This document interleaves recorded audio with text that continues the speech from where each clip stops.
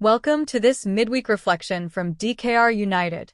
We're so glad you tuned into this video. To make sure you don't miss any of our new uploads or live streams, be sure to click the subscribe button. We have a lot of great content coming up and we don't want you to miss out. Stick with us until the end of the video to find out about our big Christmas market happening this year. Hello everyone, it's Rev Deanna here. I am here today to talk to you about truth and reconciliation. This September 30th in Canada is National Truth and Reconciliation Day. Also Orange Shirt Day in honor of Phyllis Webstad and the orange shirt that she bought for her, or that her family got her for her first day of school, which she was so proud to wear.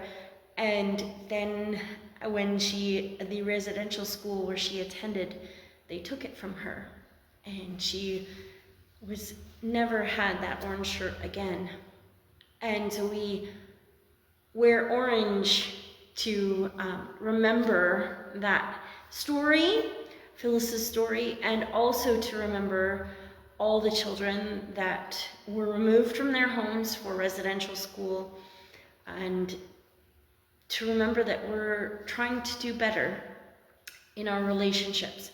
So, truth and reconciliation, and I'm here, we have some displays up in our Killam church. If you want to stop by and have a look at them and peruse some of the books, that would be awesome if you're near us physically.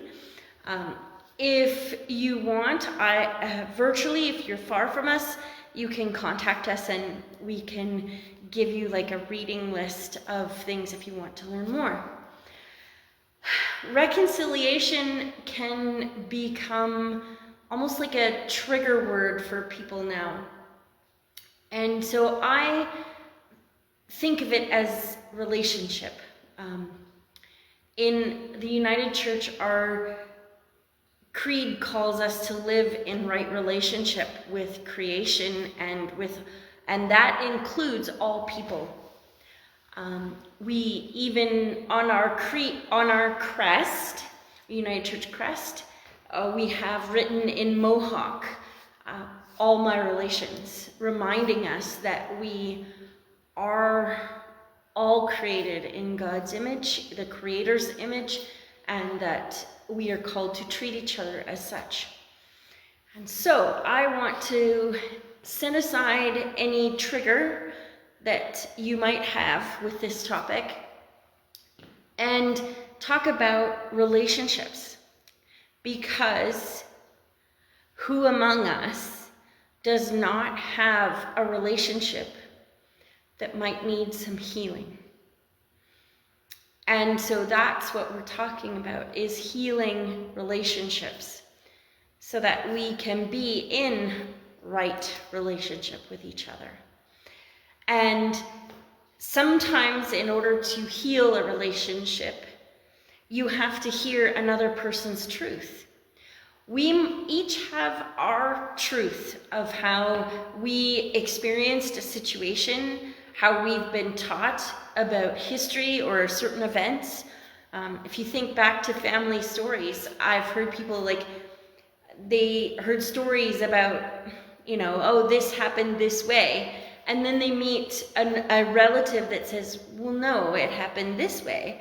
And they're like, so we each have our own understanding, our own truth of how history or our stories have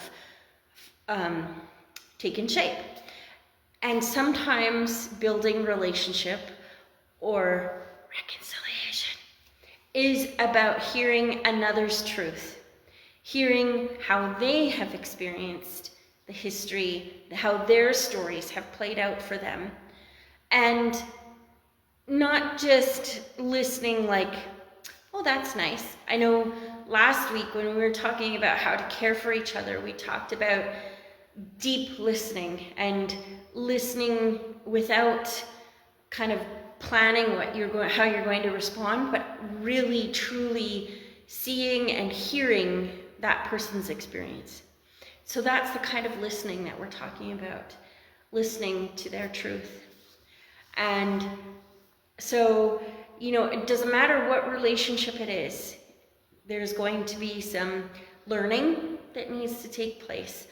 Maybe learning their story, maybe learning how we had wronged them.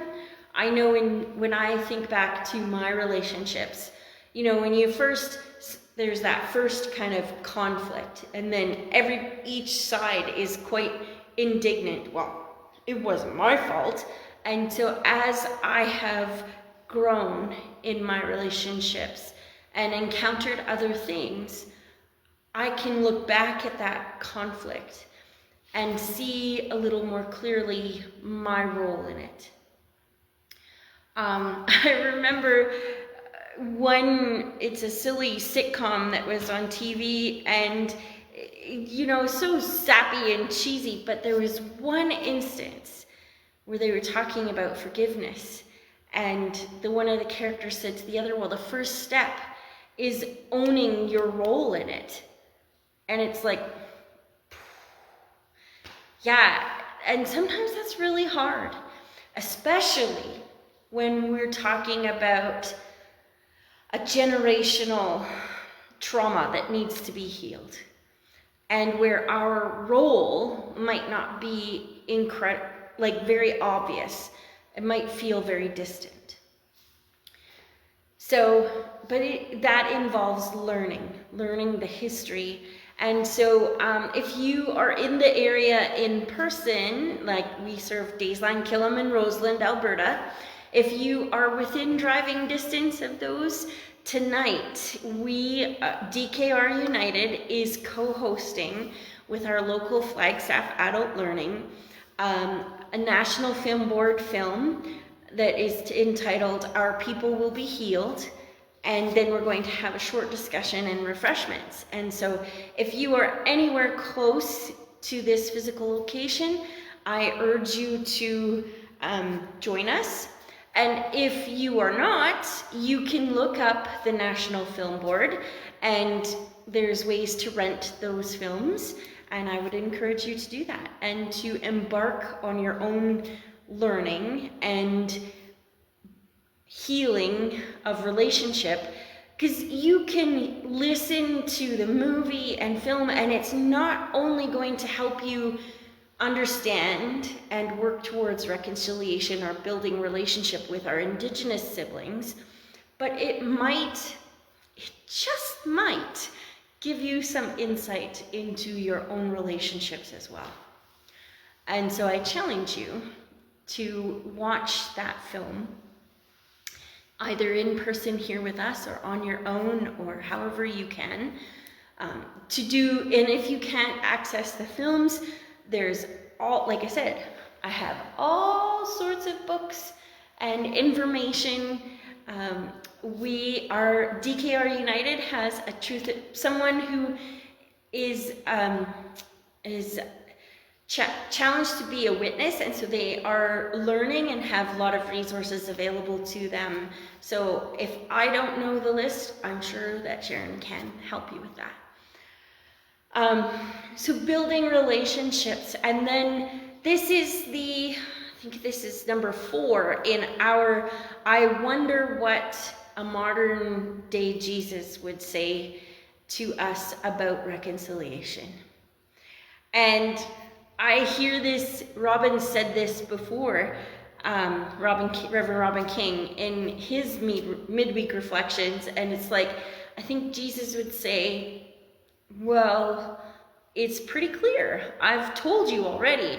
And yes, we are told over and over again about the importance of strong relationship and healthy relationship, and not with those that we choose, but with all our siblings and all of creation, all our relations. The passage that we're going to look at on Sunday, one comes from Luke's Gospel, Luke chapter 10, and I think it's 22 to 29, and those will be listed in the comments below. But it is one where someone approaches Jesus and said, well, what must I do to, have, eternal life? And Jesus, well, what's the law as it is written? And they respond with, well, the law is love God and love my neighbor as myself. And Jesus says to them, exactly right, you're ready to go. And then they said, yeah, but who's my neighbor? So this is the second challenge, is to figure out who is your neighbor. Your Indigenous neighbors that lived in this area, your area historically, your Indigenous neighbors that are here right now, and kind of approach it like you would, like your, we have ancestry.com, all those different ways to search out our family tree, and there's things I keep discovering about mine, so I'm sure there's things that you're going to discover about yours. And approach it with that same kind of curiosity and wonder that you bring to your own family tree. And if that is a bit too challenging for you, then look at your family tree. Go back to people, pick one person and notice where they lived, if they moved, where they moved to, and maybe see if you can uncover why they moved. And contemplate those things. I know when I did this as part of a course, and I discovered the relative that I chose, they moved something like, 10 to 15 times. And they had 15 children, multiples of which died in infancy or even stillborn. And sharing that story explained to my mom why they were how they were like when she met them. And it really helped understand that relationship. And knowing what we know now about trauma, grief of losing a child. So that is just in my family tree. And then if I can apply that knowledge to the stories of my Indigenous siblings, and it might help me understand if any trauma that they are experiencing, or even any of my neighbors.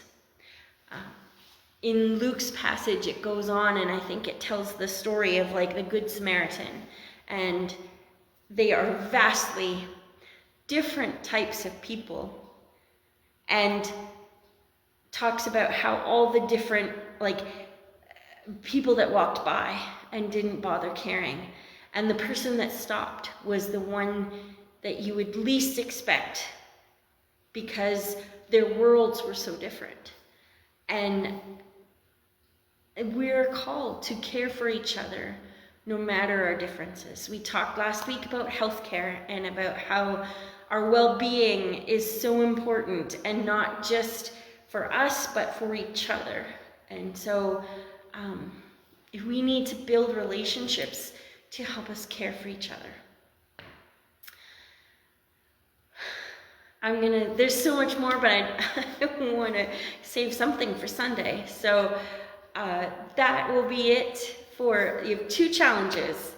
One, I even forget what the first one was, and to look into either your family tree or to look at where you are physically and get to know your neighbors and build relationship.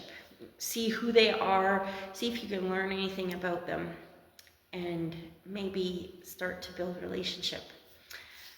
Friends, that is my midweek reflection for this last week of September. Oh my goodness, how did we get here already? I hope you have a very blessed week. stay safe out there in your travels and your farming and your harvesting.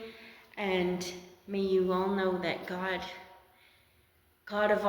of us all, is with you wherever you may go. Take care. God bless. Bye. Thank you for watching our video.